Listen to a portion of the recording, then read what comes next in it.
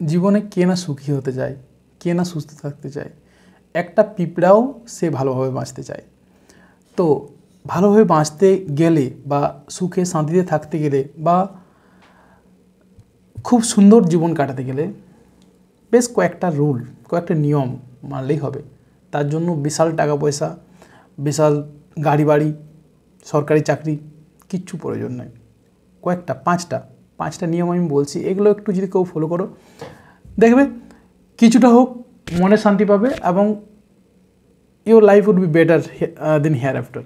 তোমার জীবনটা অবশ্যই সুখের হবে। তো প্রথমত সেটা হচ্ছে শারীরিক সুস্থতা। তোমার প্রথমত শরীরকে সুস্থ রাখতে হবে। শারীরিক সুস্থতা মানে কি, যে শরীরে যেমন না কোনো রোগ অসুখ থাকে, তুমি যদি রোগ অসুখে জরাজীর্ণ হও তাহলে কিন্তু তুমি মনে কখনো শান্তি পাবে না, তোমার জীবনটা অতিষ্ঠ হয়ে যাবে। এমনকি দেখবে ডাক্তার ঘর যাচ্ছ, সেখানে ডাক্তারকে পয়সা দিচ্ছ, ফাইন্যান্সিয়াল প্রবলেম চলে আসবে বাড়ির মধ্যে। তো প্রথম হচ্ছে শারীরিক সুস্থতা।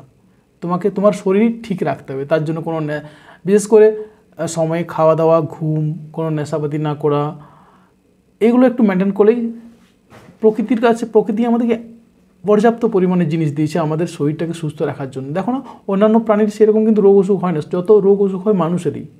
কারণ এর রোগ অসুখ হওয়ার জন্য মানুষই দায়ী, কারণ সে আর্টিফিশিয়াল অনেক জিনিস তৈরি করে ফেলেছে এবং সেগুলো খেয়েই তাদের রোগ অসুখটা হয়।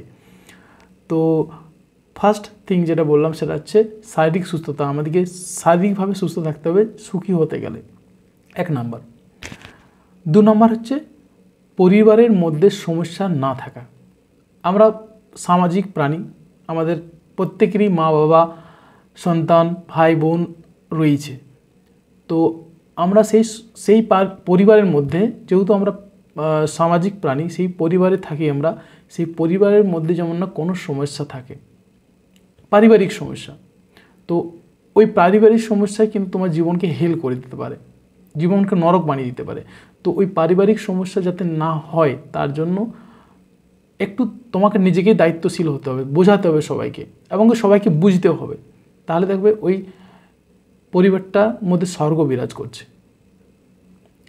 তো নাম্বার 2, পারিবারিক সমস্যার সমাধান। নাম্বার 3, আর্থিক সমস্যার সমাধান। দেখো, শারীরিকভাবে সুস্থ থাকলে পরিবারে যদি শান্তি বজায় রাখো তাহলে কিন্তু তোমার সব সমস্যার সমাধান হলো না। ওই পারিবারিক শান্তি বজায় রাখার জন্য বা আমাদের অনেক কিছু মেনটেন করার জন্য টাকা পয়সার দরকার, এটা বাস্তব। তো টাকা পয়সা আমরা জানি যে হ্যাঁ চাকরি করতে হবে, কাজ করতে হবে, হ্যাঁ অবশ্যই চাকরি করতে হবে, কাজ করতে হবে। আরেকটা জিনিস করতে হবে, সেটা হচ্ছে তোমাকে নিয়ম মাফিক খরচা করতে হবে। তোমার আয় থেকে ব্যয়টা যেমন কম হয় তবেই তোমার টাকা পয়সা দাঁড়াবে। নাহলে তুমি লাখ টাকা ইনকাম করলেও তুমি দেনাতেই থাকবে, ধারেই থাকবে, তুমি গরিবেই থাকবে। তো আয় দেখে ব্যয় করতে হবে। 100 টাকা ইনকাম হলে তুমি 50 টাকা খরচা করো, তার মধ্যে 25 টাকা সেভিং করো, আর 25 টাকা কিছু কিনে আনো বা কিছু কাজে লাগাও, ইনভেস্ট করো।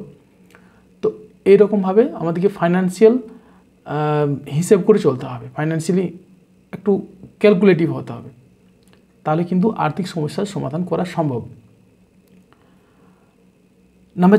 নাম্বার 3 গেল। নাম্বার 4 হচ্ছে তোমার পছন্দের কাজ। দেখো, আমাদের জীবনটা সুখের হতে গেলে আমরা সবসময় সুখে থাকতে চাই, আমরা প্রত্যেকেই। তো তুমি যদি এমন একটা কাজ করো সেই জায়গায় তোমাকে মোটেই ভালো লাগে না, তার মানে কি তোমার জীবনটা সেই সময়টা অন্তত খারাপ যাবে।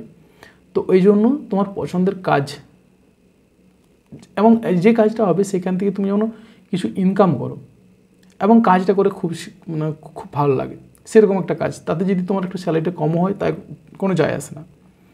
তো সেরকম একটা কাজ তোমাকে চুজ করতে হবে, ফাইন্ড করতে হবে, অ্যাকচুয়ালি দেখতে হবে যে তোমার কোনটা ভালো লাগে এবং সেটার উপরে যদি তুমি 100% ফোকাস করো তাহলে দেখবে সেইখানে তুমি এক্সপার্ট হয়ে গেছো। এমনকি তোমার থেকে আর দেখবে আর তেমন কেউ ভালো কাজ করতে পারছে না, এবং তুমি যদি সেই কাজটা মন দিয়ে করো সেখানে সাকসেস পাবে এবং সেটাও তোমার একটা স্বর্গ। তো এই গেল হচ্ছে নাম্বার 4, পছন্দের কাজ। আর last one, that is mental peace, মানসিক শান্তি। দেখো, ওই উপরের 4টা হ্যাঁ, শারীরিক সুস্থতা, পারিবারিক সমস্যা না থাকা, আর্থিক সমস্যা না থাকা, পছন্দের কাজ, এই চারটাই কিন্তু মানুষকে মানসিক শান্তি নিয়ে এনে দেয়। এবং মানসিক শান্তি যদি তোমার থাকে, ultimately you are the happiest person in the world. Thank you.